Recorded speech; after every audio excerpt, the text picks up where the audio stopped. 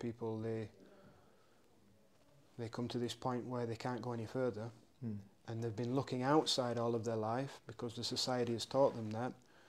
So then what they do is they look within. And really this is the spiritual path, or the self-realization path, is that instead of looking outside, we look within. So then I turned the attention to look within, and I couldn't find myself. So it was like the object disappeared, and the subject disappeared, and the attention just went in, and the eyes closed, and it was like the whole attention just moved inwards, and then it was just like this kind of boundless, expansive sense that arose. Generally, people are not using their full capacity. It's almost like the genetics has got a kind of restrictor on it. Somehow it's got a restrictor on it. And it would seem to me that consciousness, the awakening to consciousness, the self-realization, can open the door of those things. It switches on these dormant genes. So he kept having more LSD, more LSD, and trying to keep that experience going. And of course he then eventually realized that I'm not going to be able to keep this experience through the psychedelics. How can I be like this always? How can I be in this state of oneness and bliss and love and joy always? And so that's where then he realized that for that we have to, essentially it's self-realization.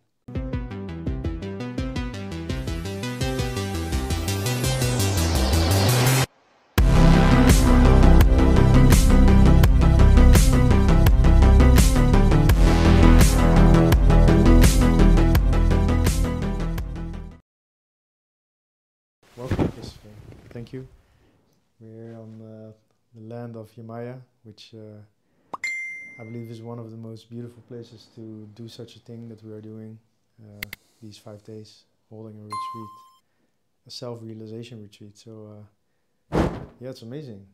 I have had some great deepening of realizations that I had before, and I just feel good. I feel very blissful and calm.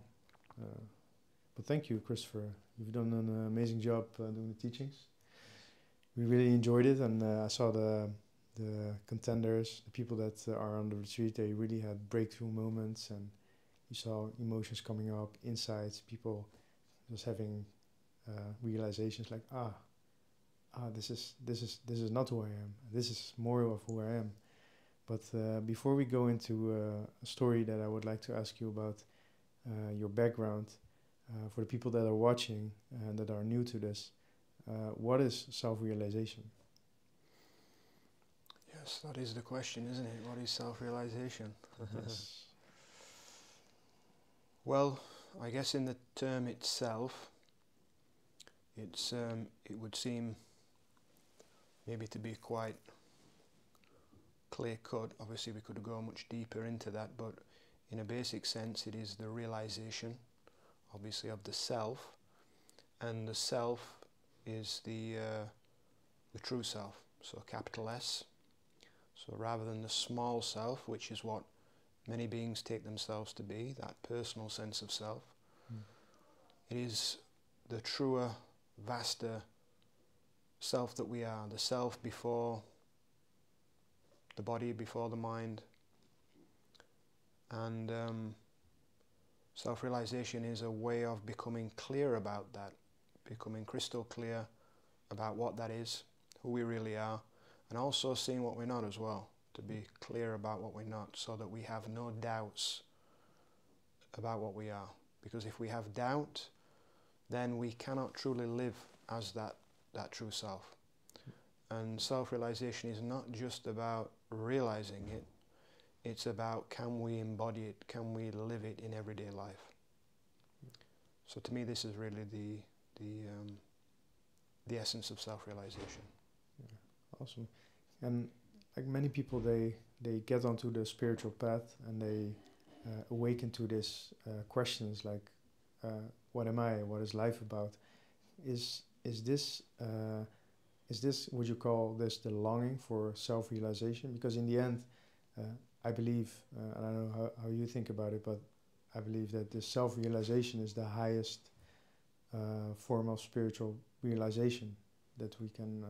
But is this the longing that if people say, I want to be free of suffering, is that this they long for?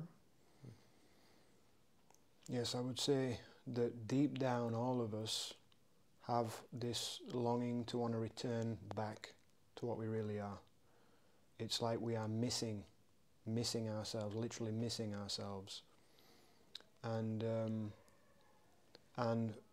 you know, because of our societies and our lack of understanding about who we are, we tend to stray in life, and we get lost in the circumstances of life and our careers and also trying to become something, and our society encourages us to try and become something and try and do more.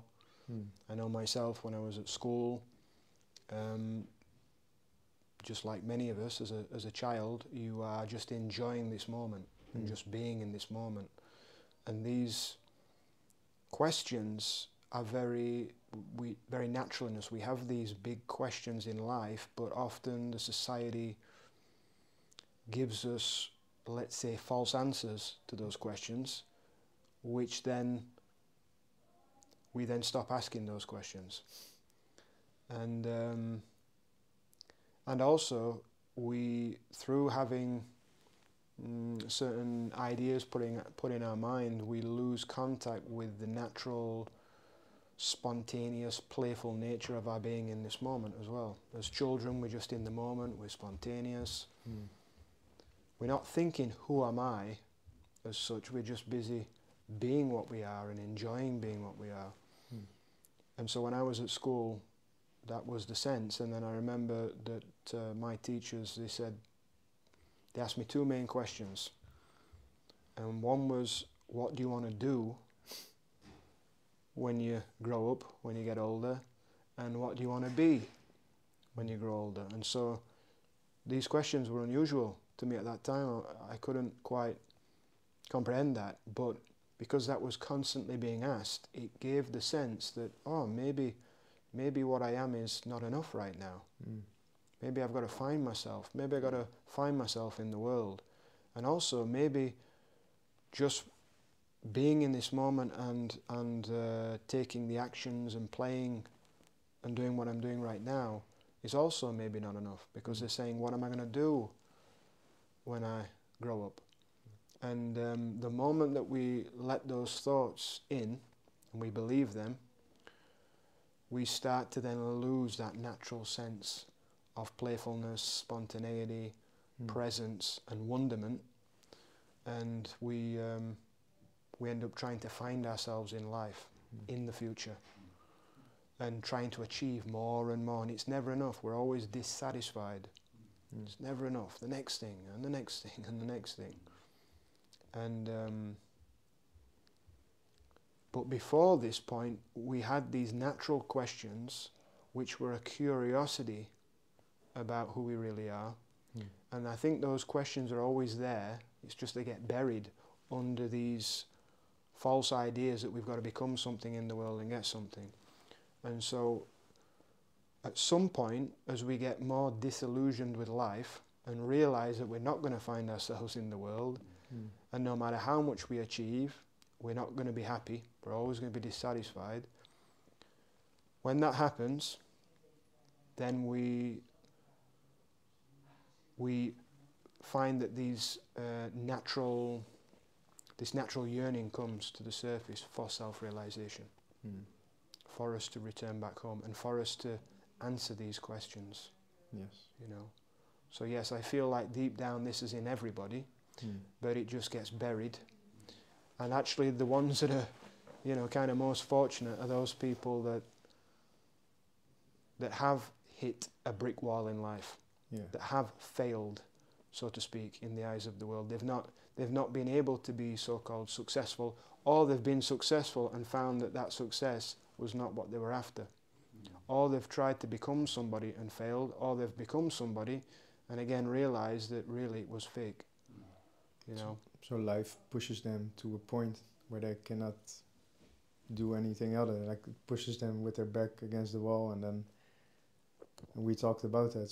Surrender happens. So. Yeah. So people they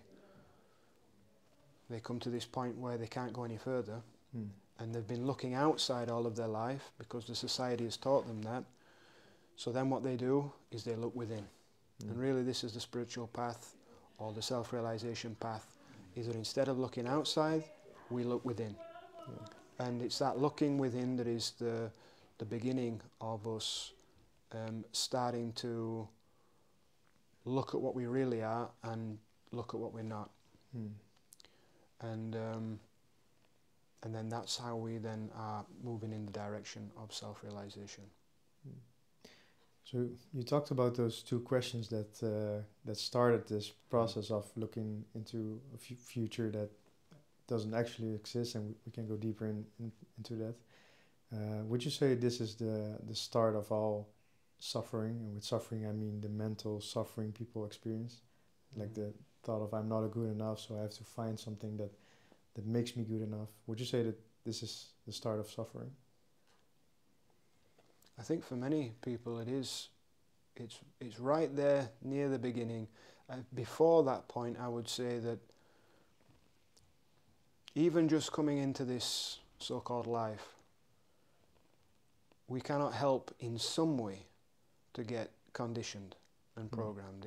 It almost seems impossible that that's not going to happen to some degree. As soon as we take on a name, right? In my country we say a given name. So we even call it a given name. So we're given this name, which means that it's not original to who we are.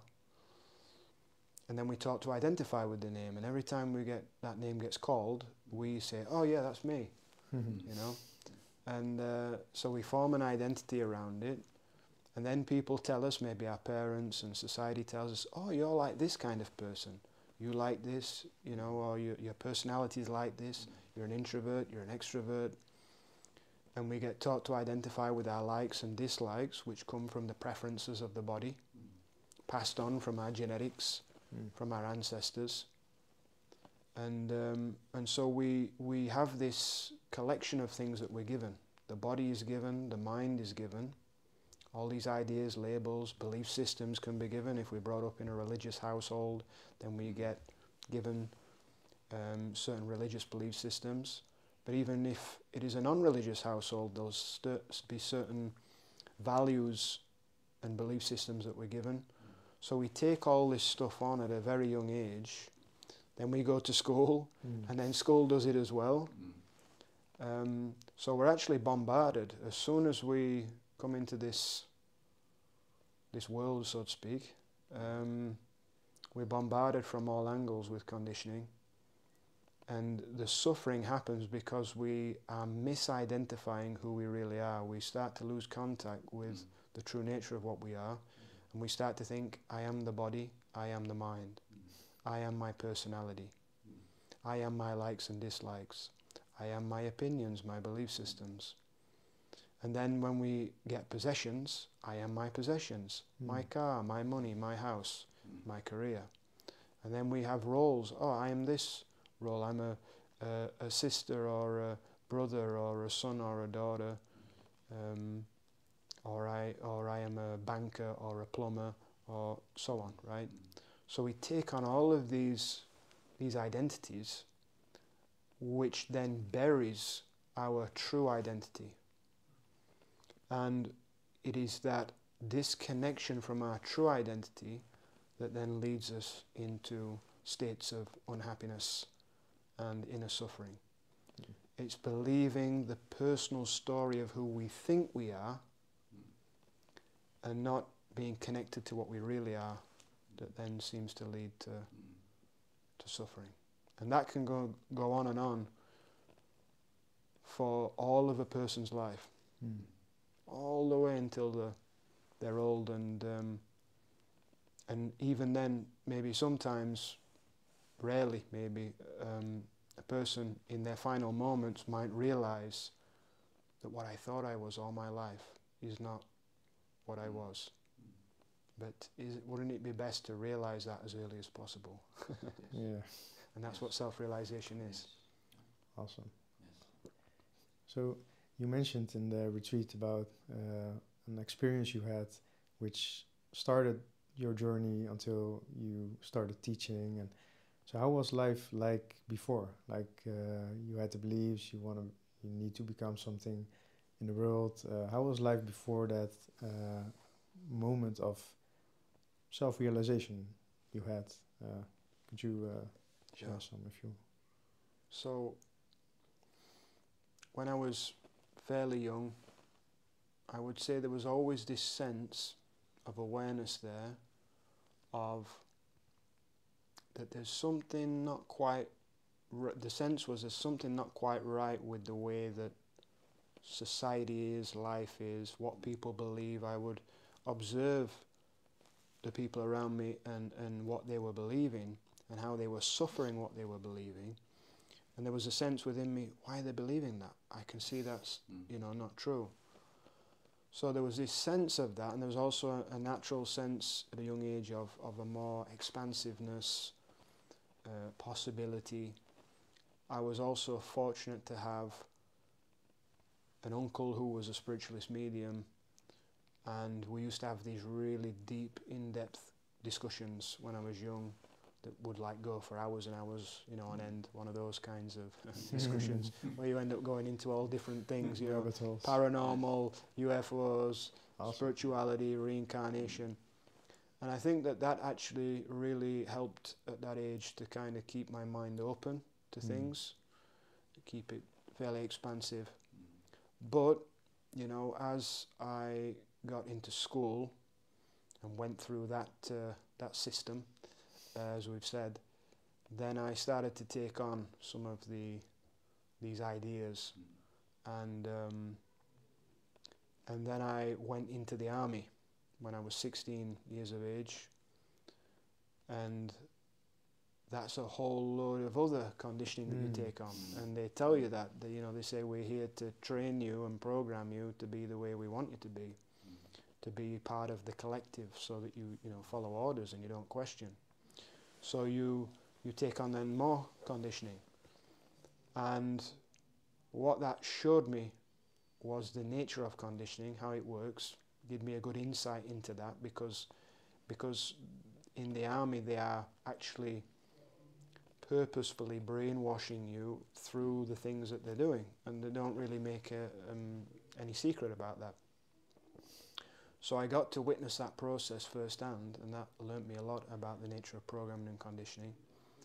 And then it's when I came out of the army, that at age 18, that I then had to find some work. But I always felt all of my life, and certainly as soon as I left school, a sense of being a bit lost in the world.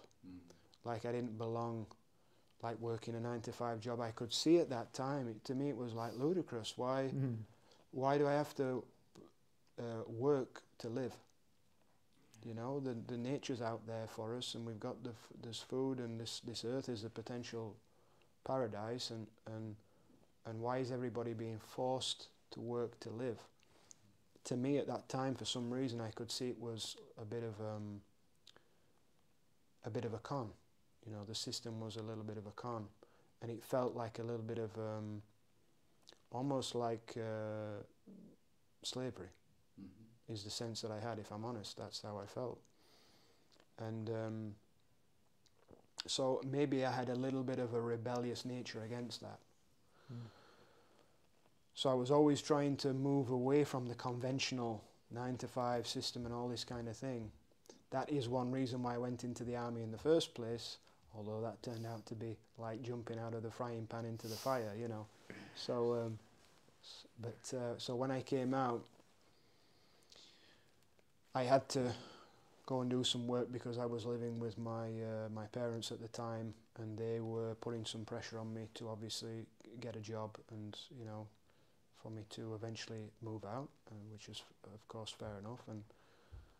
And so I did some plumbing work for a while, and did a plumbing apprenticeship, and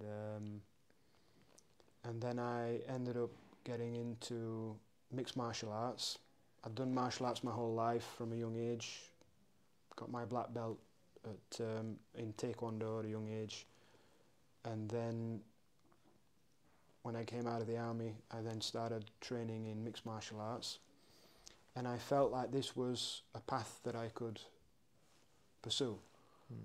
And when I was young, I'd got respect and admiration for getting into certain confrontations and being able to defend myself. And I guess a part of my mind, the egoic mind at that time, clung to that identity. Oh, I'm a fighter. Oh, this is how I get respect from people. People admire me because I can, you know, and guys admire me, and women admire me because I'm able to defend myself, and, you know. So I had a sense of identity that got wrapped around that, and then I was trying to defend and maintain that identity. And that's why, one of the reasons why I then got into mixed martial arts and competing professionally in mixed martial arts. There was a sense of trying to prove something and maintain something, to essentially be something in the world. Oh, this is who I am, this is who I must be in the world, this is what I've got to be in the world, this is my place in the world. And of course that led then to a lot of suffering and unhappiness, because then there was pressure that I would put on myself, and there was fear of also losing. What if I lose? What if I get embarrassed? What if I lose my reputation? What are people going to think? If I lose, then I might lose my reputation, and then people won't see me in this way anymore, that I've now created my identity around. You see? So then there was always a sense of feeling threatened in that. So there was this desire to try to become something more for the world and my own idea of myself. And then there was the fear of losing what I thought I was. And so again, this caused a lot of, you know, unhappiness, and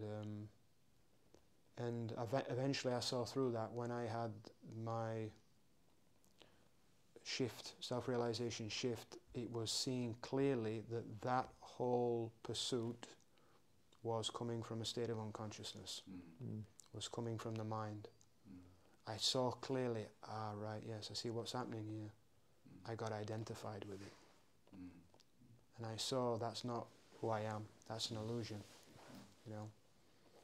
And as soon as I recognized that, then the desire that I had previously dropped away. And then there was not this sense of I need to become a mixed martial artist. I had these dreams of going into the UFC, and I went and did some trials for the UFC down in London, and all that became less important. And instead, then the martial arts became a tool that I used for self-realization. So it became part of my path at that time. I was then on the path, the spiritual path. I'd had this initial opening, this initial awakening. Then I was on the path, and something within me said, I need to finish what I've started. This is what kept reverberating within me. So I've got to finish what I started. I've got to go deeper into it. I've got to see where this goes. Because I tasted something within myself that was so true, so real, so vast, that I knew I needed to go all the way into it, you know. I needed to finish what I had started, or what had been started. So I used the martial arts as one of the ways for that, almost like a kind of karma yogic path, where I would compete without being attached to the result, and surrendering the result and being at peace with whether I won or lost. And also learning to be as meditative and present as possible in the build-up towards the contest, as well as in the contest itself. Because when you're it's a very interesting situation, combat, when you're competing in front of large numbers of people and you've got friends and family there. it can feel like a very high stake situation. You know, in some ways you're putting your life on the line potentially as well, because who knows what could happen in a fight. So you really are laying yourself bare when it comes to combat. You know, if you think about it, you go out and you're there in like some shorts, you know, in the open with not, you know, nothing on your top half, and you're kind of laying yourself bare. You could get defeated, knocked out, you could get submitted, humiliated in front of friends and family and the whole world, you know, including your own sense of who you think you are, your own idea of yourself, an opinion of yourself could be destroyed.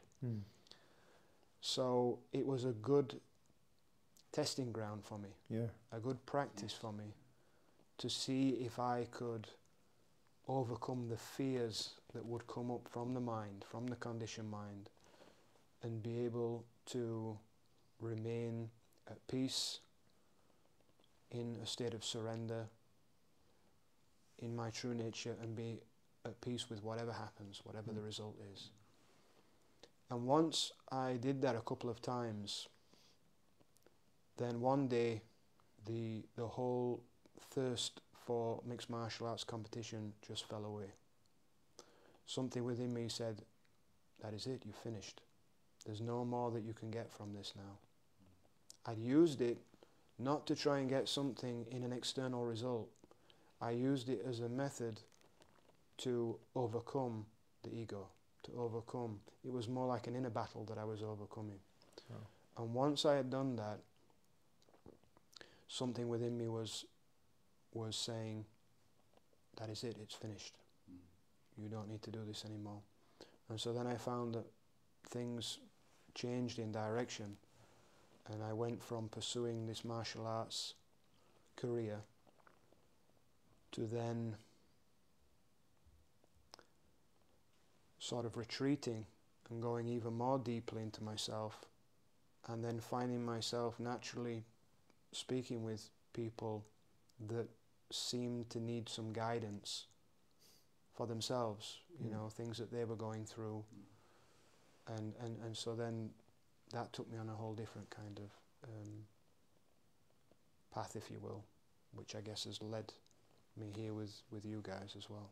Yeah, it's an amazing shift from MMA fighter to spiritual teacher, but also they have great connections, those two. You could really use like the martial arts, and martial arts has a lot of spiritual elements in it, but using it as a tool to self-realization eventually. Yes. What was the point that your biggest shift happened, like after the martial arts training and going deep into your spiritual practice? Yes. So I would say that the shift that was maybe most significant, what seems to have happened here is that there's been these moments, these kind of these significant shift moments, numerous ones that seem to happen, but then also at the same time a kind of integration over a period of time. So both seem to have happened, but there was certainly a very significant one that stands out. And I remember I used to go and sit in this churchyard near where I lived at the time, and it was just a really nice, peaceful, quiet place you could sit. And it was a churchyard with the graveyards. So, but I liked to sit there because I used to sit and contemplate the impermanent, changing nature of things. I found peace in that. I used to find peace in being reminded that everything is temporary. So I used to sit and just contemplate and kind of meditate on that. And then one particular day I went there, and there were a couple of trees where I used to sit on this bench, and I'd been reading something about looking at something without your thoughts about what you're looking at, and to not try to describe what you're looking at, to not take the labels to be what it is that you're looking at. And so I was sat, and this passage about that was coming through my mind, and I was looking at the tree, and it said something to the effect of, you know, look at a tree, but don't think about the tree. Don't take the labels to be the tree itself. If you think that the object, the tree, is the name tree, or is the word tree, then you will not see the true form of it. And something resonated, some realization come from that, and in that instant, the whole of the mind just dropped. The whole of the mind just fell away.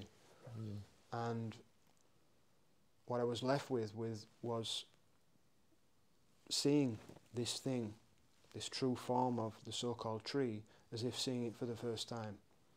And it was vibrant and alive, and it stood out more than ever.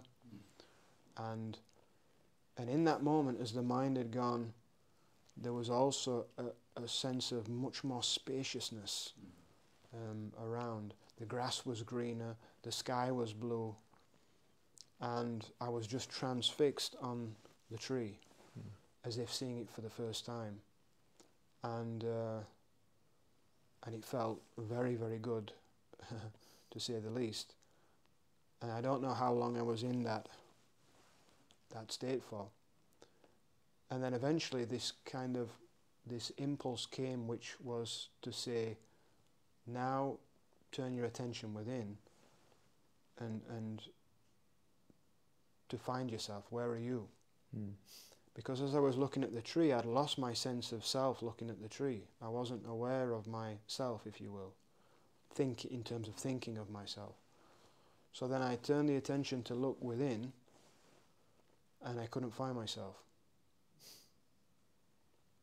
So it was like the object disappeared, and the subject disappeared, and the attention just went in, and the eyes closed, and it was like the whole attention just moved inwards, and then it was just like this kind of boundless, expansive sense that arose.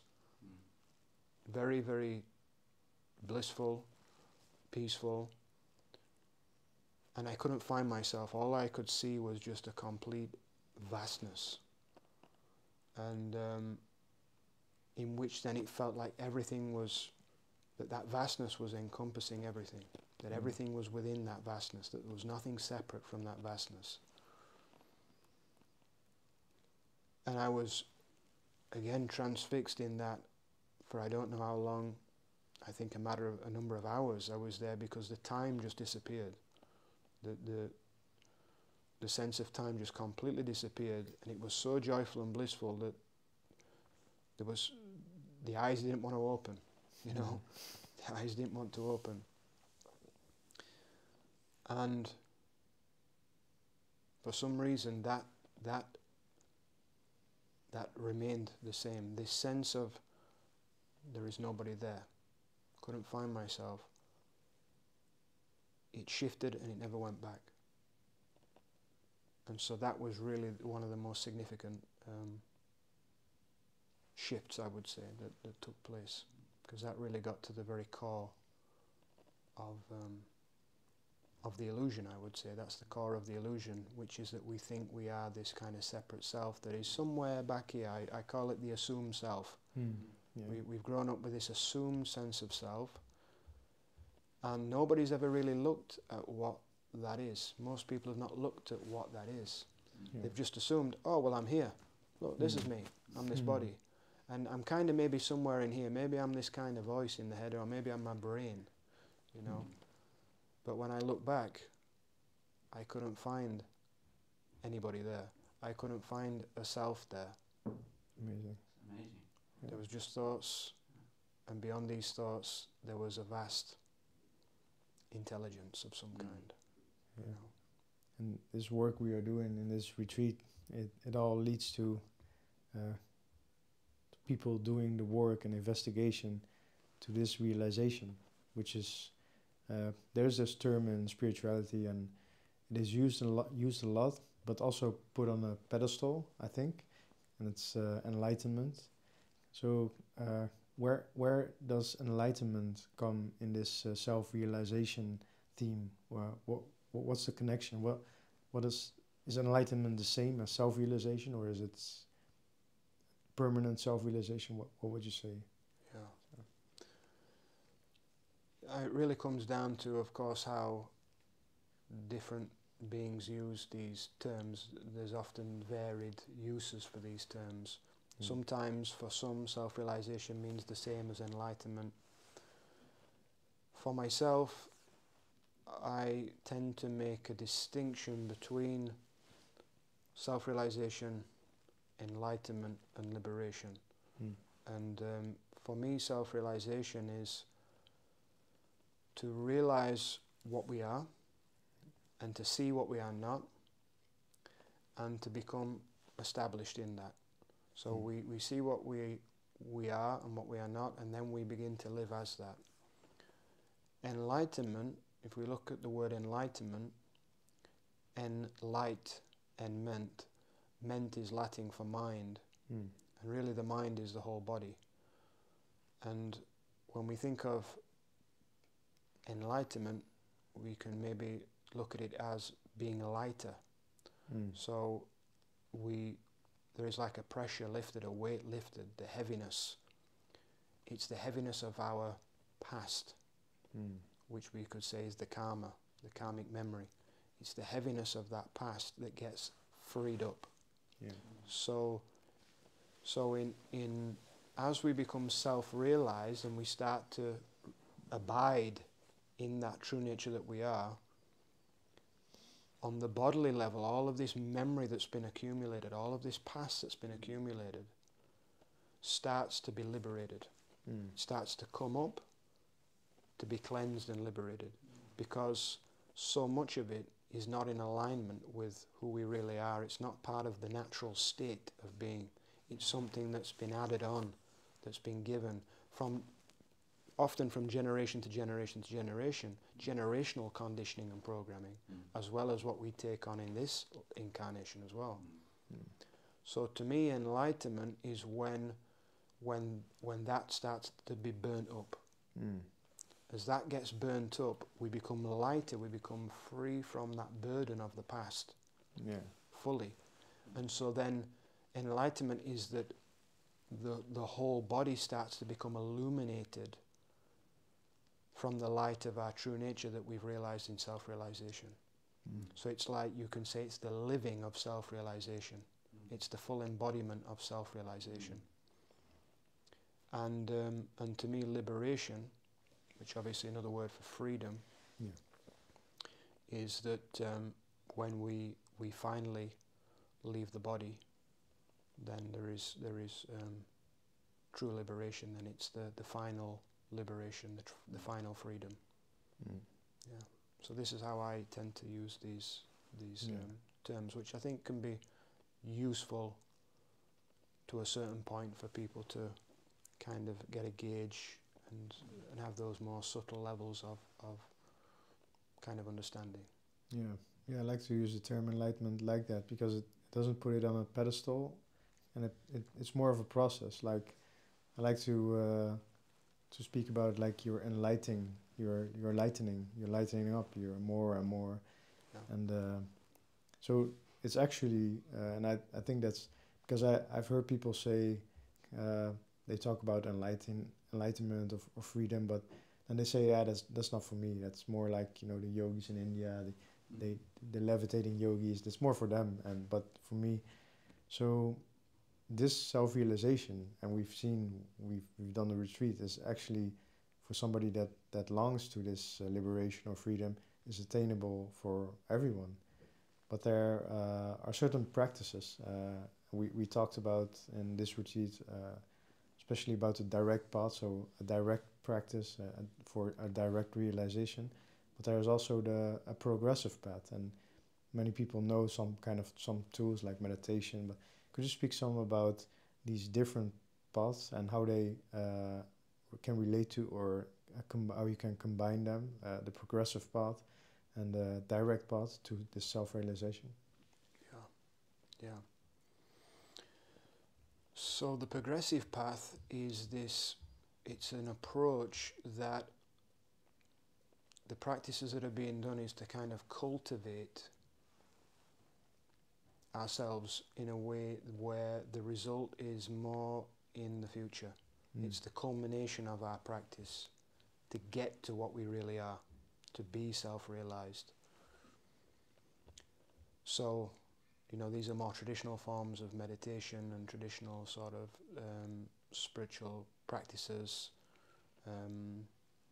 like becoming an ascetic or a monk. You know, it's like a lifelong pursuit. You know, and to me that is very, very valuable, and it's a very legitimate path to take, absolutely. And I do find myself recommending, because it was what happened here, is to have some kind of regular practice. Have a regular meditation practice or some kind of regular spiritual practice that is done every day. I think this is very good and very beneficial to have. But at the same time, I also encourage, as we've done on this retreat, is the direct path, to see what we are right now. And so the direct path is, rather than we're working towards eventually realizing what we are through some practices that culminate to that point, instead we are directly looking at what we already are in this moment. And there are certain methods that are more instantaneous, that allow us to have a taste of that and a glimpse of that right now and right here. There's one that I've shared in this retreat that I call instant meditation. And rather than it being a meditation we have to do sat in the corner of a quiet room, or something that is again working towards a result, it's to recognize that what we are right now is already here, and we can shift to that at any moment. In fact, it's to recognize we are already that. It's just that we are engaged in the mind because we're identified with the mind, and that gives us the sense that we're already not what we are. And so instant meditation is first for us to recognize that we are not the body and the mind, and to see that we are that which is the one that is conscious of the body and mind.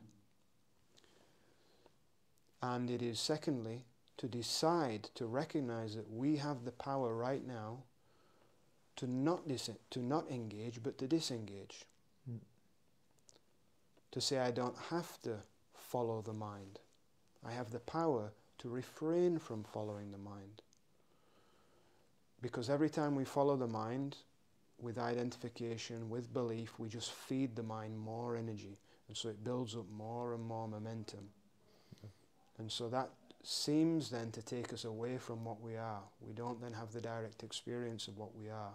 We get lost in the activities of the body and the mind. So at any moment, we have the power to decide no, to just stop, to disengage, to be vacated, which is the true vacation. It's the true. We don't have to go somewhere to be vacated. The true vacation is our true being that is not lost in the restless thinking and activity of the body and the mind, which is the cause of the stress and the unhappiness that we experience. So we can shift out of that at any moment. And it is thirdly to recognize in this practice of instant meditation that it's not a doing. It's not a doing, it's not an effort. Simply just not engaging. Because what we are as this pure consciousness, let's say, is effortless. So we don't have to. The effort is in us constantly engaging in the mind. That's the effort. But if we just remain as we are, disengaged, that is effortless. So it is not a doing. A doing means that we're using the mind to try and get somewhere. But in this regard, all that is happening is we are simply not engaging with the mind, it's just a stopping. So through the practice of instant meditation, we have the ability right now to step out and be what we are, and to taste that, to directly experience that, and to find some peace and freedom from the mind. So that's an example of an instantaneous method, if you will. Yeah, and it's an awesome term because I use the term in Dutch. It calls hyperbewustzijn. It's like hyper consciousness, and it began when I was sitting on a meditation cushion. But then when I was in traffic, I got triggered and was angry, and so I thought I needed to take that calmness from the meditation mat to behind the wheel and on my work, and I couldn't find anything else than just being hyper aware of myself and just being in this moment, whatever I'm doing. So I really resonate with that instant meditation because I think it's an amazing realization that you have this tool, if you will, that you can use everywhere, wherever you are, and it feels really powerful because then you have this sense of responsibility as I decide if I'm going to engage or not. Yes. And it's liberating to know that. Yes.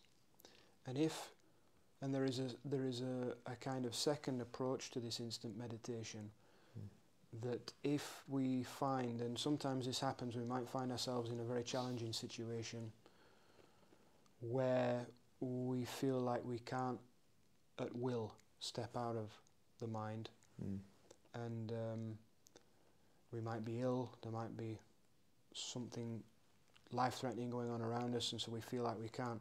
So in that moment, or the mind just might seem like it's too busy. So instead of using our will to just step out, to say no, instead we surrender. Beautiful. We self-surrender, and we say, I cannot do it. Right? Even though it is not a doing, because what we are is that same one that we're surrendering to, in a sense. That's the funny thing of it. But it's just another way. In other words, we just drop control. We drop control. And in dropping control, we find that we naturally step out of the mind at the same time as well. It's the same, we come to the same place of our true being out of the mind, whether it is by deciding to disengage, or whether it is through surrendering. So both can lead us to the same space of what we are. It's amazing, this surrendering. I found it very. It was funny when we just had a satsang, and then you spoke about surrendering in more deepening way, and there was a moment you asked people to surrender in this moment, and you saw everything, and even me, I went like this. I just went sitting back, and you heard people breathing out, and it showed me that even though we are relaxed, we think, but I was sitting like this. There was still this something in me that was having control, even on my limbs, and it shows that the controlling nature of this self, this small self, this and the power of surrendering, and you spoke about it. This can you can do it in parts. Surrendering is you can fully surrender, but you can also surrender in segments or. Yes. Yeah, Yes. It's because it is very challenging for a being to fully surrender, and so people like Ramana Maharishi would often say that you can surrender in partial surrender, in stages, and by doing that, eventually, full surrender will come. But yes, you're absolutely right. When we asked that in the retreat session, people relaxed, and so what it showed that there's this undercurrent of tension that's coming from the mind subtly trying to control in each moment.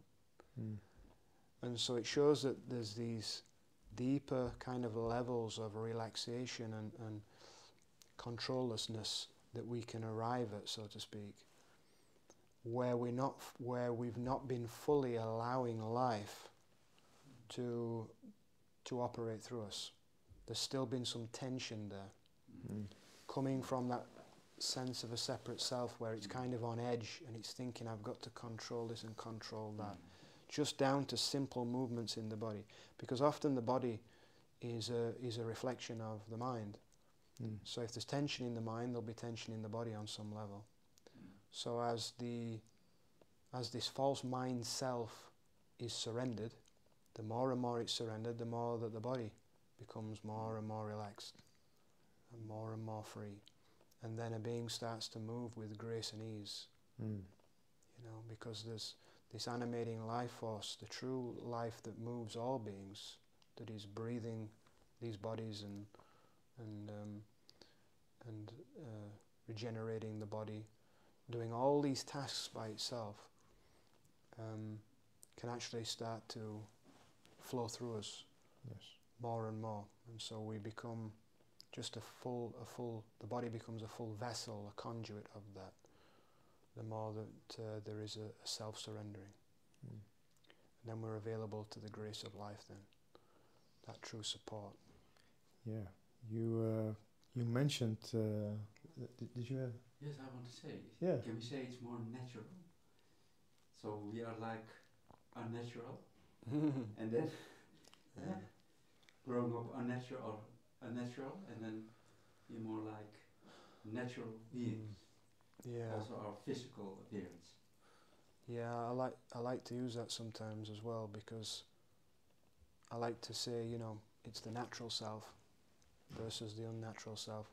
We become unnatural as we've been conditioned and programmed.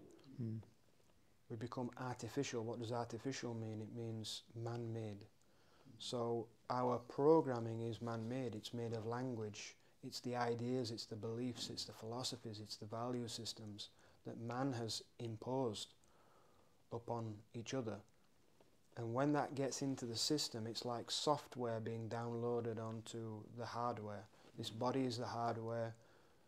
What we take on from the society is like this software. And obviously if the software is not in alignment with the natural way of life, then we start to become more artificial in nature. So we end up becoming the unnatural self, let's say, rather than the natural self.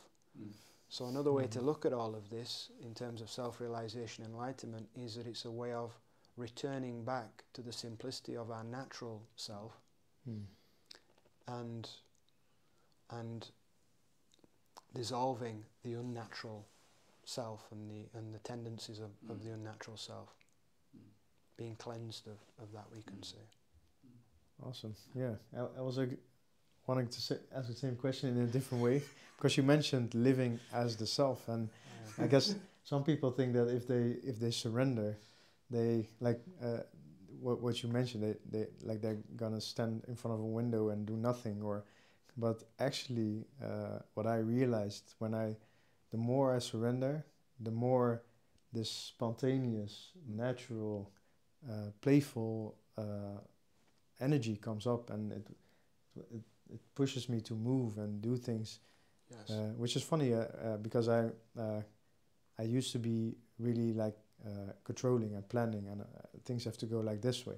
But if I look back, every time that I let the natural or the self just flow through me, things they go even better, and they are more graceful, and so that's a consequence of surrendering. Life even gets better. Well, depends what you call better, but Yes. it's most natural. Yes. Awesome. So yeah, I guess I asked you the question like yesterday, like what is a typical lifestyle that, but there is no certain lifestyle, because if you, like some people think that if you go on a spiritual path you need to meditate and you need to do these things to be a spiritual person, but you, I found it great that you mentioned if you let the self through, then you might work at a big company, maybe even a pharmaceutical company or whatever, but there's no certain lifestyle that you have to pick to live as the true self. It's just realizing.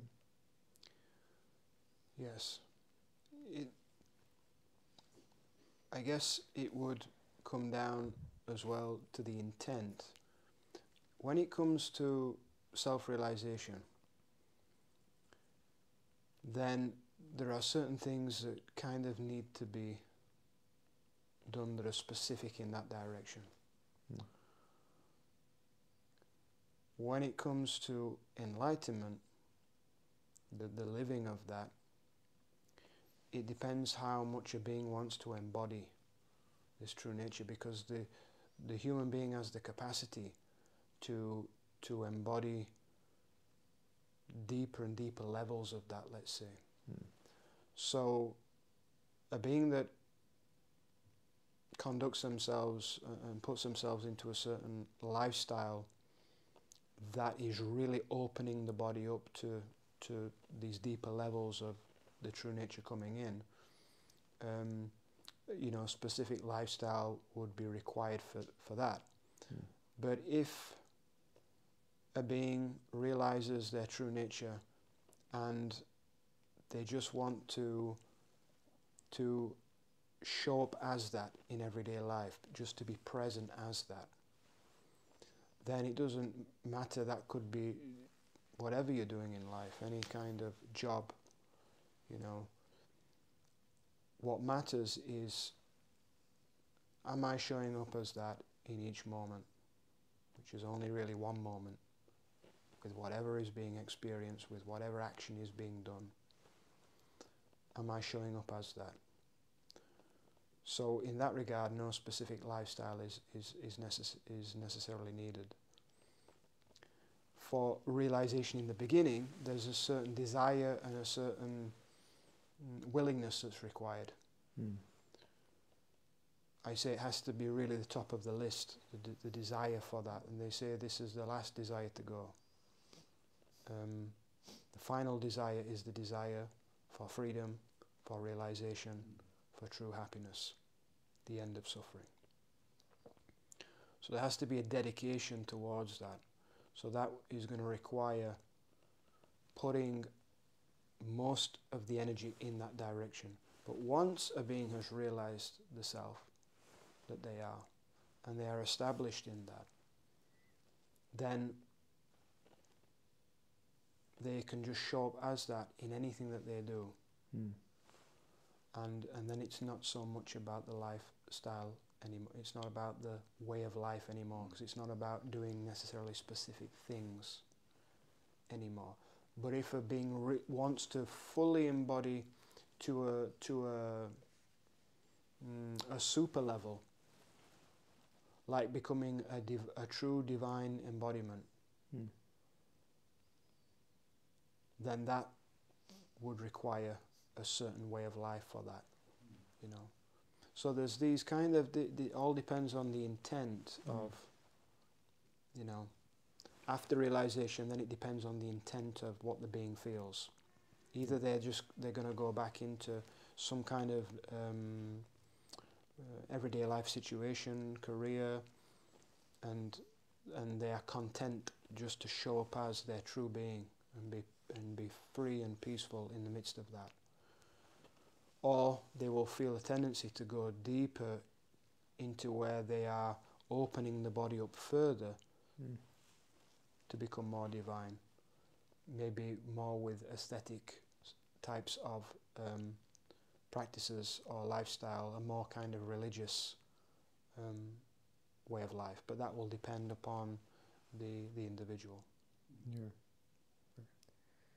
What would you say is the biggest trap on this journey towards self-realization? Is there something that we can get stuck at, or that we might not realize itself, and that we might?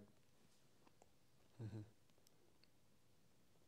I would say the biggest trap is the identity trap.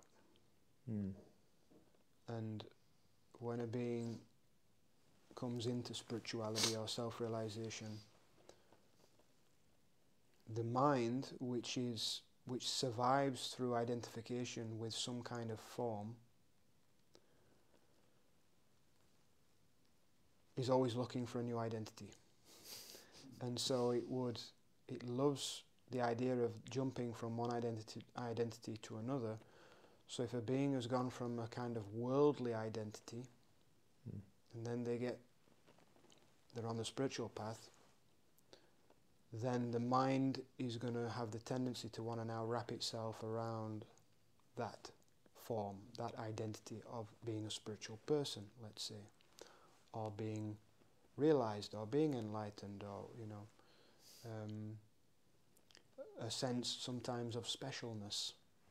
Oh, I am more spiritual than maybe this person is.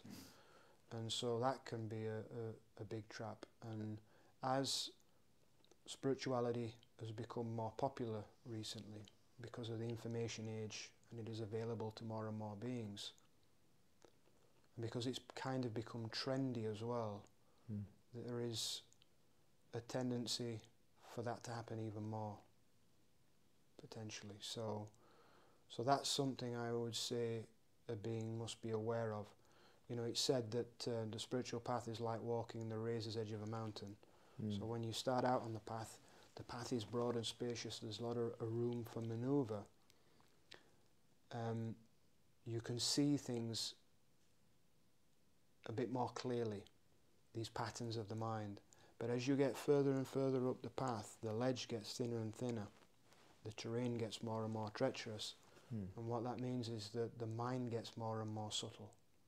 So the mind, there's more tricks that can be thrown out as you get closer to the peak, which represents self-realization. The mind will try to hijack at any point that it can, because it wants control. Because without control, it cannot survive. So, and it needs an identity to survive. So every step of the way, it's there waiting to see if it can kind of jump in and kind of hijack, and pretend to be you. It will try to pretend to be who you are. It's like a mimic or a chameleon, right? It will try to shapeshift to pretend to be who you really are, so that it can stay in control. So that's something that a being on a spiritual path must be aware of, as to not fall into that trap and to transcend that. Yeah. So it takes a lot of real honest looking at yourself. Yeah, I would say honesty and humility are huge and massive on the spiritual path and self-realization. We have to constantly be honest and check and make sure that there is no deception there, So there are a lot of stories about like the mystical people, the yogis in India. They have like spiritual superpowers, levitating, telepathy, and you talked about it in the retreat also. I think a lot of people on the spiritual path, a lot of spiritual eagles also, are very interested in these abilities of the body that are not available right now.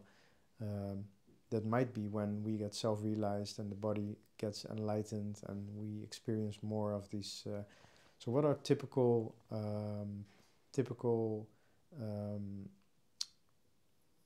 superpowers or availabilities, things that we can are able to use more than we can now when we self-realize? I think fundamentally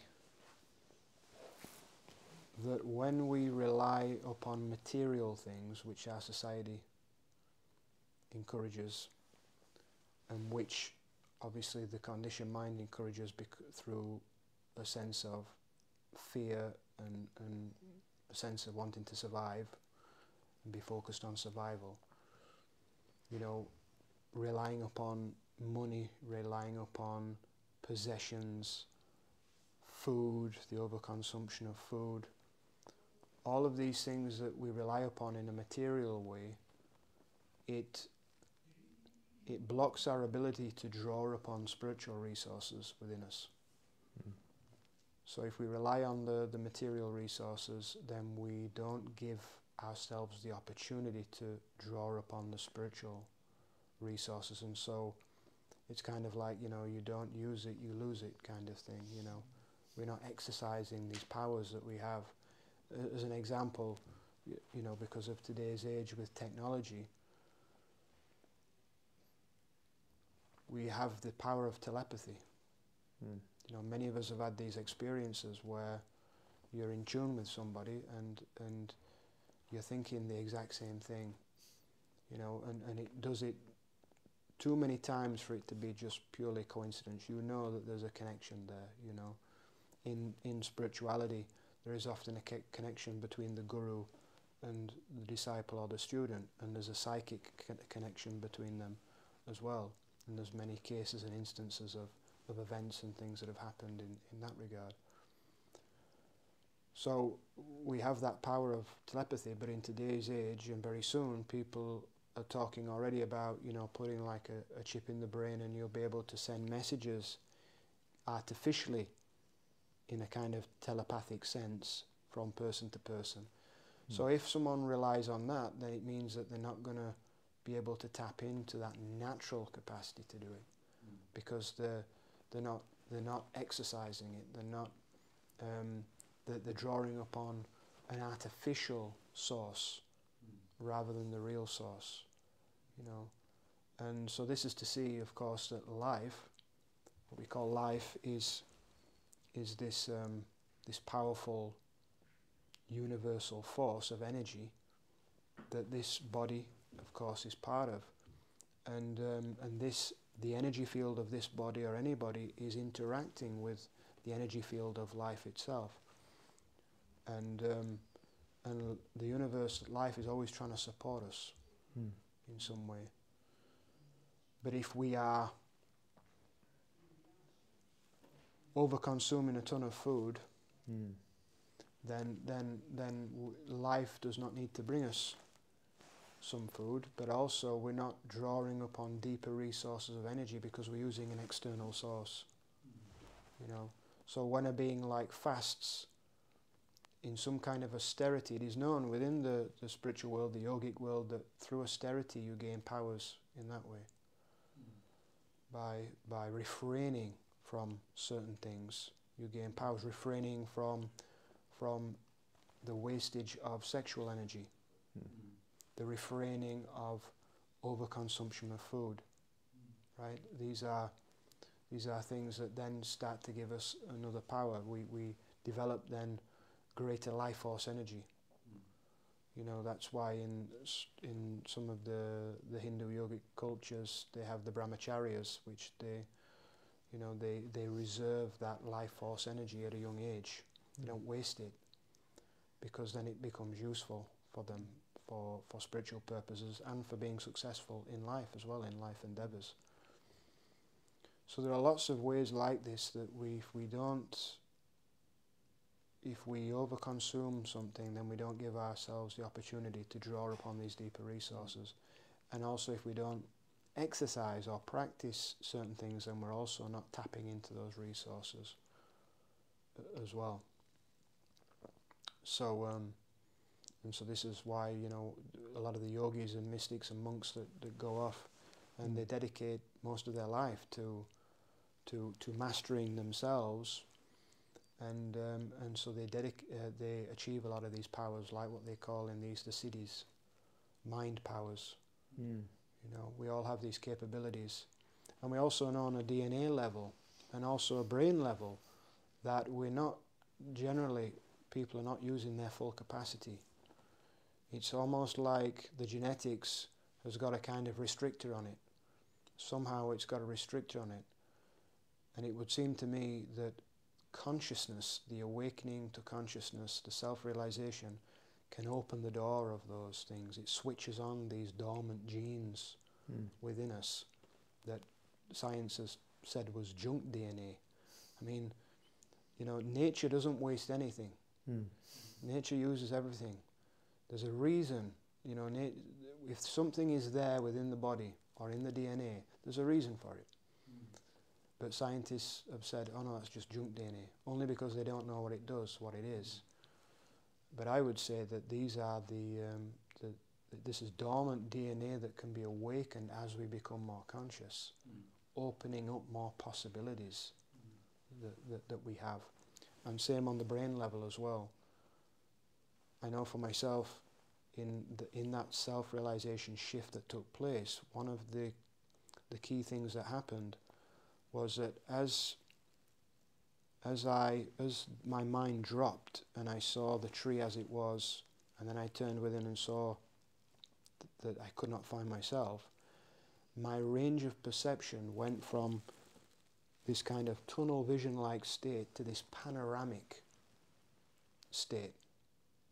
Like I could see everything, or being like being in a panoramic cinema where you could then see everything around. Almost like a boundless view. And what I realized later on is that this potentially was the opening up as well of the brain. There was a film that I'd watched called Limitless, quite a popular film some years ago, that come out a few years after I'd had this self-realization shift. And I was sat watching the film and this particular scene came on, and when it happened I was like, that's it, that's what happened. Because I couldn't really explain it before, and then this now gave me a visual image to be able to explain it. And briefly what it is that in the film, the whole film is about a pill that you can take and it opens your brain's capacity up. It uses your full brain's capacity. And the idea is that most beings are only using a small percentage of their brain's capacity. And so in the film he takes this pill and it's not yet kicked in, and he finds himself in an argument with his landlady because he owes rent in the film for his flat. And in the scene, the camera is looking as if it's looking out of his eyes from his range of vision. And the lady is about 2 to 3 meters away from him, but yet in his vision it seems like she's right up in front of him, because he's in like a tunnel vision like state, because his perception is very narrow. But as this pill starts to kick in, it shows you that his perception starts widening and widening and widening and widening, and then it's like she is moving further and further back away from him, even though she's not moving. So in other words, it's like more space is being created and more of a panoramic view is being created. And what that was indicating is that all of his brain is being activated. And there's been a lot of studies done with meditation that shows that it is like a kind of missing key to synchronize the whole brain together, so that all the brain starts to work together and is activated together. And so what I realize from this is that when a being has a full self-realization shift, this is what's happening. They're activating all of the brain, and the brain goes into a unified state. The brain is shifting into a unified state. So, if that is the case, then again, from not just from the DNA level, but from the brain level, there are possibilities that are, for most of us, are not being accessed, you know. And so we can tap into those powers. Amazing. So, from the point of this self with a capital S and the self with a small s, there's a vast universe between that. And that's a rabbit hole that goes very deep. Like from all levels, different dimensions, interdimensional beings, all these things. Do you have an what's your take on this plane where we live? Like, why does this exist, and why are we walking around here and meeting each other, doing these sort of things? Do you have a what's your take on that? Why are we here? So it's the question of meaning. Yeah, the I question guess. of meaning and purpose. We spoke a little bit about it. Yeah. Obviously, many of us can speculate, but we don't know for sure whether there is a specific purpose as such that has been set. But for me, what I go on is I go on direct experience, and I say that this is all that I can truly know. This is all that I can directly know. So when I go on direct experience, I can't see a specific built-in meaning or purpose to anything. So that would seem to imply that there is either no purpose, or that we could say that what the purpose is whatever is taking place right now. And so that the purpose is not something in the future. If we say that the purpose is something in the future, like some result, like my purpose is to be a teacher as an example, then what happens if I can't teach? What happens to my purpose? And then I'm going to have to find a new purpose. And if I have to find a new purpose, then that means that that was never really the purpose in the first place. You see? It means I'm just creating it by my mind. Or even if that is the purpose, to be a teacher, but then it comes to an end for some reason, again I've got to then find a new purpose. So these are creations of the mind. This idea of meaning is really subjective. There's nothing that's going to say, this is the meaning. This is the one meaning. And so really, we either then go off of the subjective mind's individual interpretation, which is going to be different for every single being, but can never be about the totality of reality. It can only be what that being thinks for themselves about what their purpose is.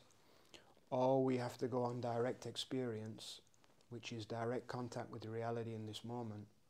And if I go on that, then I can't see no purpose or meaning. I can only see that what is happening is this right now. And so it would seem to me that to show up to this fully, to be here fully, if there is any purpose, then that is it. To be here fully and to partake in the action that is happening in this moment is, if there is any purpose, and I would say then that is the purpose. Yeah. Which leads to wherever it might lead. Which leads to wherever it might lead, and it's a beautiful mystery because nobody knows. Yeah. That's to me what makes it very, very beautiful. And I like that word mystery, because there are so many things like theories, and like you have the soul trap theory, I'm not sure, the simulation theory, like is this a simulation? There are interdimensional beings, and I seem to have experienced as you also, but still, if I look back at the experience, it's something that's in my mind, so I'm not 100% sure if it's the truth. And there are so many content of this mystery that it can get confusing, because it is very interesting. I know a lot of people that go deep into this rabbit hole, and they come up with all these sorts of theories and what's happening on the world, and like angels and demons fighting. Yeah. But actually, we don't actually know. I am curious, because there's this in spirituality this term, like we're going to 5D. There's an ascension on the planet, and it's clearly that consciousness is raising, and we are experiencing this. But what's the meaning of like raising our frequency and going to a 5D level of consciousness? Do you have any idea what and why is it so interesting for beings to go there? Because there seems to be something going on there. Yes. Well, a lot of these terms seem to be a little bit more kind of new age terms that have been used. From what I'm aware of, when it is spoken about these densities and dimensions, it can also be parallel to the different sort of levels of the chakras, levels, moving into the heart, moving into the kind of throat chakra. And it's as a being is raising their consciousness, meaning what? Meaning they're becoming more self-realized, right? Yeah. As they're becoming more self-realized, naturally their frequency begins to raise. The frequency of the body, the energy field begins to raise, because it's not being blocked by the illusions of the false self anymore, the egoic mind. So these are kind of ways of kind of trying to quantify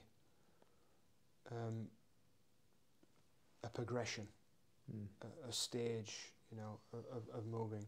You know, it is said that like 4D is the unitive sense of consciousness, which when you think of the heart, which would be the fourth chakra, that's what the sense is, this sense of unity, connection, relationships, love, compassion, and such.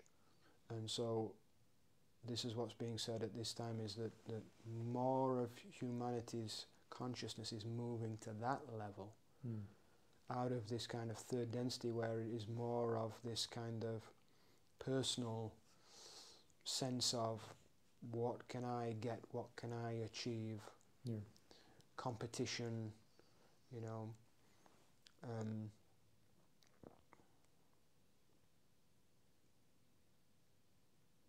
But for myself, I don't tend to use these terms too much, because I'm not sure that they're always necessarily fully helpful. Because again, an identity can form around, oh, I'm at this level, and everybody else is at this level, you know. Maybe it is better just to focus on a being's own path towards self-realization, and knowing that when that happens, naturally you're more conscious, naturally your frequency raises, and naturally that's going to contribute good to the whole and to everybody else, you know, and that kind of then takes care of itself. There's this also a term that you hear a lot in spirituality, manifestation. Like people, they want a better life, they build a vision board, they want to create something better. And I also have dreams and ambitions, but I've seen more and more that in becoming more conscious, that instead of it's me that is manifesting things, that life is manifesting through me. And if I'm aligned, and with meaning aligned, if I'm my most natural self, I'm aligned to a life that feels natural, and that for people that wanna manifest a better life, and they like there's somebody here in the retreat, he asked me, like, I still want to manifest, I want a better job, a better car, more money, these things. Like what do these people need to do to manifest these things from the take of self-realization? And maybe it's not even the money that they actually want, but well, I think from the take of self-realization, one of the questions that would have to be asked is, why is it that you want what you want? What do you think it's going to get you, you see? And, you know, and this is the thing with the kind of manifestation circles, is that,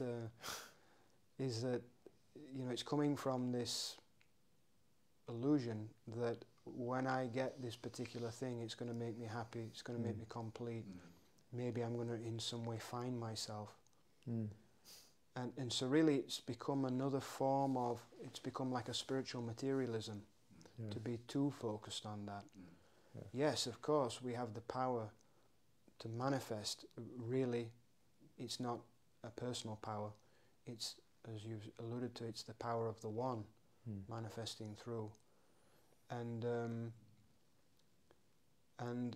that can happen more spontaneously as a being self-realizes and as they align themselves with that. And it comes from a place not of, if I get this, this is going to make me happy, but it's an impulse of what feels right in that moment, maybe the calling of that being or whatever role that being is playing out in the moment. It's, in other words, not being done from that personal false self. A lot of this is, in the manifestation world, it's kind of a spiritual glorification of what the ego wants in many ways, you know. Great way of saying it. To try and... It's another way of trying to fulfill itself in the world, but calling it spiritual rather than material, maybe, you know. It's a great way of, yeah. So yes, we have the power, of course, there is the power to manifest, and there can be an intent to manifest, but ultimately it's being manifested from the only true power that's behind everything, which is the true self. The personal self thinks it manifests or thinks it has done things in its life, but actually that's always been a kind of illusion, because either things have manifested from its previous memory, conditioning, programming, or it is coming from the ultimate life itself, the animating principle behind all things. So this idea that the personal self is creating or has the power to create and manifest is an illusion. So if a being comes to self-realize, they awaken out of that illusion, and then they are a clear conduit for their true nature as the one will, to now manifest through them. And when they awaken to that, they might find that the things that they wanted before through the personal self no longer mean anything to them anymore. You know? And so if they did try to manifest through the personal self, it would have been a waste of time that would have brought them to a dead end anyway. They would have again realized, this is not really what makes me happy. This can't give me happiness. This can't give me who I really am. And this is what some people find is, it's another form of the same mentality that society is mostly in, which is the next thing, and the next thing, and the next thing, and then being dissatisfied, and then wanting the next thing, and the next thing, you see. Yes. So I would say for a being, realize what you are, and all will be manifested from that. What is it that Jesus said, you know? Realize the kingdom of heaven within, and all shall be added unto you. You know, you will not want for anything, and whatever your calling is, the things needed for that will be provided. You know, so you will be abundant no matter what. That's true fulfillment. True fulfillment, yeah. True fulfillment, yeah. Awesome. So how about plant medicines? What's your take on them? Why do they exist? Why do these mushrooms grow out of the ground? Have you experienced with them? You told me you... Yes, I've taken a few different mushrooms, and I've done ayahuasca a number of different times as well, and I feel they're very valuable experiences. Very valuable experiences. I kind of like what Ram Dass said, the late spiritual teacher Ram Dass. You know, he came from a background of the psychedelics, and then he went off to India and got more into the sort of traditional forms of spirituality and spiritual practice. And he said that psychedelics they're like a call or a message. You know, once you get the message, you can put down the phone. Wow, that's a great one. Yeah. So in other words, when we have these experiences, these trips, they are there if we take it in the right way. And I think that's important, is to have the right intent going into these things, not to take it recreationally, but to take it for a specific intent, a specific purpose, a spiritual intent and purpose. Then what we get from that, the message that we get, is something that we can then, that will help us to realize some truth and to let go of some illusion. It's teaching us something. And I know many of they call, I think, ayahuasca the teacher, is it the teacher plant? Or there's one that I've heard that's called the teacher plant, and then there's the teacher mushroom and such, isn't there? So they're showing something. But once we have got the message, we don't need to keep doing it over and over again necessarily. And sometimes maybe because it's exciting and it's fascinating and there's some big insights, maybe sometimes people can find themselves wanting to do it constantly over and over and over. And maybe then they kind of lose track of what the intent is behind it, you know. Because this is what Ram Dass found, is that when he was having the psychedelics, I think it was mainly the LSD that he was having in the 50s or 60s, and he was having these tremendous oneness experiences, and he wanted to know, how can I keep that? It was so blissful, so beautiful, so real and true. But every time, of course, he would come down from that experience. It couldn't last. So he kept having more LSD, and trying to keep that experience going. And of course, he then eventually realized that I'm not going to be able to keep this experience through the psychedelics. How can I be like this always? How can I be in this state of oneness and bliss and love and joy always? And so that's where then he realized that for that we have to, essentially it's self-realization.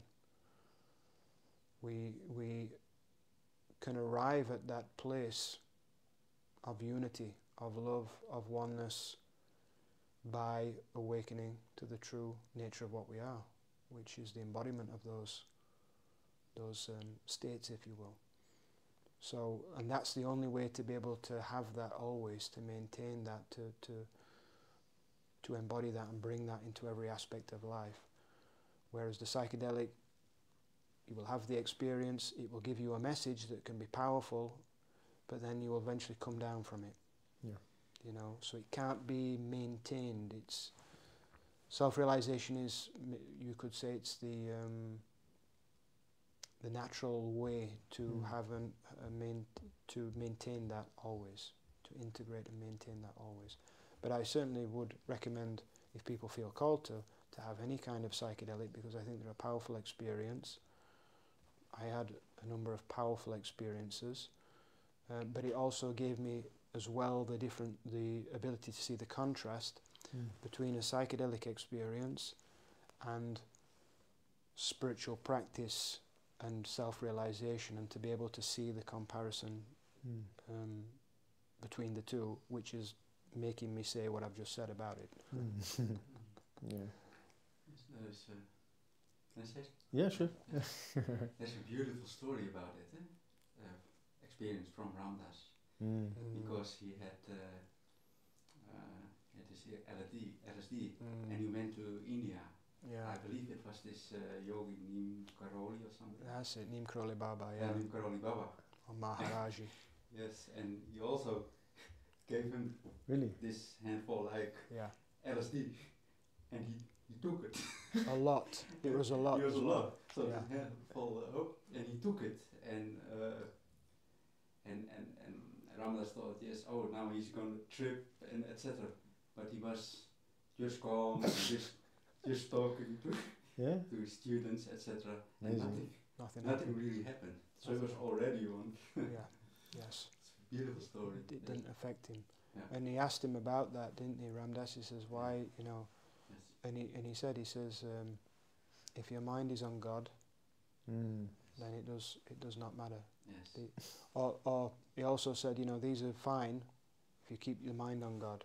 Yes.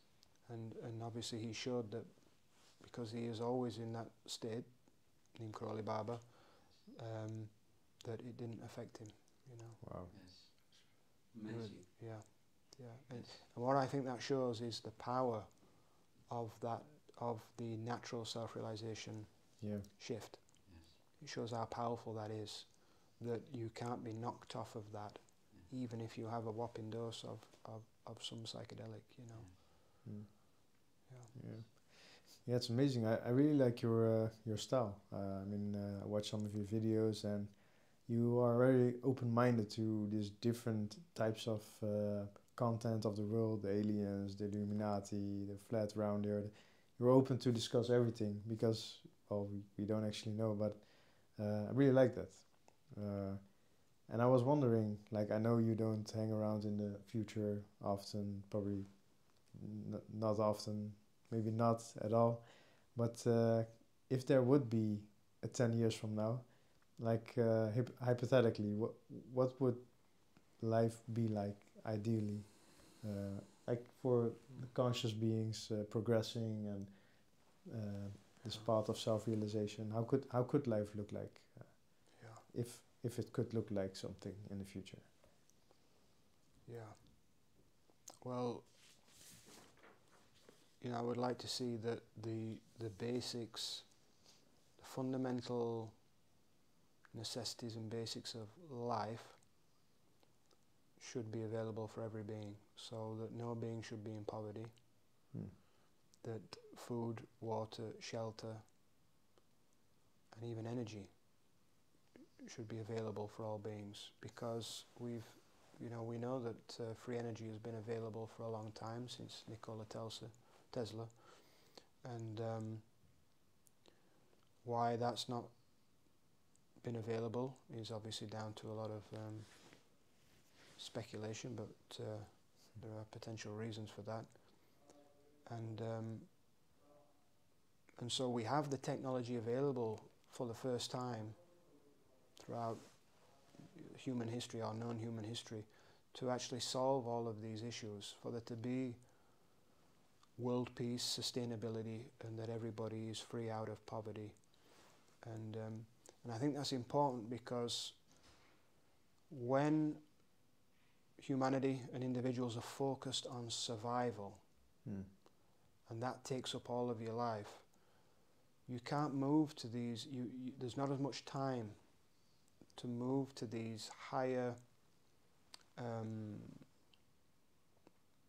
dimensions of discovery, discovering these high dimensions of our being and capabilities, because all the attention is on just survival, trying to make enough money, you know, and I think actually artificial intelligence, if it's going to be used in a positive way, it can take the load off for humanity for a lot of these things. Manual labor, growing food, energy production. It can take the weight off, so that mankind can begin to focus on self-realization, developing these powers that we've talked about, and solving these issues on the planet, as I've mentioned, and then only then can then humanity maybe go beyond this planet, deeper out into space, you know, as well. But as long as everything is focused around survival, at least as a whole, at least as humanity as a whole, it's not possible to transcend to these higher levels as a collective. So I would like to see that in 10 years' time that we are on our way towards that, you know. And obviously for that to happen, nations, borders, boundaries, these things have to go. And I know that there are obviously people that are nervous about that, because, you know, there are forces in the world that would like to monopolize things maybe for themselves. That's always the case, that there are beings that align with more selfish intent. But I am optimistic that wouldn't happen, that ultimately this shift that's taking place for the collective right now is too powerful to be contained and controlled by beings for selfish purposes, because there's something bigger going on here. Humanity is moving to its next level of conscious evolution, let's say, as a planetary species. That's what I feel. So yeah, I would like to see in 10 years' time and beyond that these issues are solved, and then we can focus on then the real powers, gifts, creativity, discoveries, scientific technology, but also the inner discoveries, consciousness and self-realization, I think can really happen to a much, greater degree. Yeah. Sounds great. Yeah.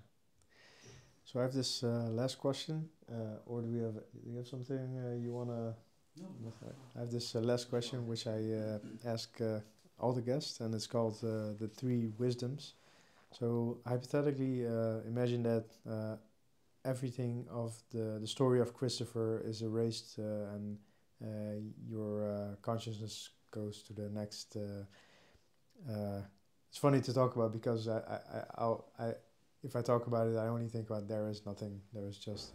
But let's say Christopher gets erased and everything you own gets erased, your books, your podcasts, your YouTube videos, everything that is known of you. And you can only leave here on earth 3 of your wisdoms that people can take with them to this evolution and to become better. What would these 3 wisdoms be that you would leave mankind behind? 3 wisdoms. Well, one is that you are the immortal, pure consciousness. You are this true self. You are the source, whatever word you want to call it. That mystery of life itself. Maybe the other would be that what you put out is what you get back in life. Whatever you put out is what you get back. Not necessarily in identical form, but in terms of the energy that you meter out is what is metered back. And maybe I would say as well that compassion, love, becomes natural as you recognize what you really are, because you see that what you really are is in all things, in all beings. And then you can naturally become a more loving being without trying to love everybody. You naturally just become more inclusive from that realization. Yeah, so wow. Maybe that. Those are pretty wise. Yeah. I guess mankind could trust on that. Yeah, awesome, great. Yeah, thank you. Thanks. Thank you. After a long day. Yeah. Thank you. Yes, I'll end it in English. Normally I do it in Dutch, but yeah, hit the like button and the subscribe button. Share this video with anyone you think might get value from this, and take care of yourself and everybody around you. Be the best version of yourself every single day, and I'll see you in the next one. Yes. Awesome. Yeah.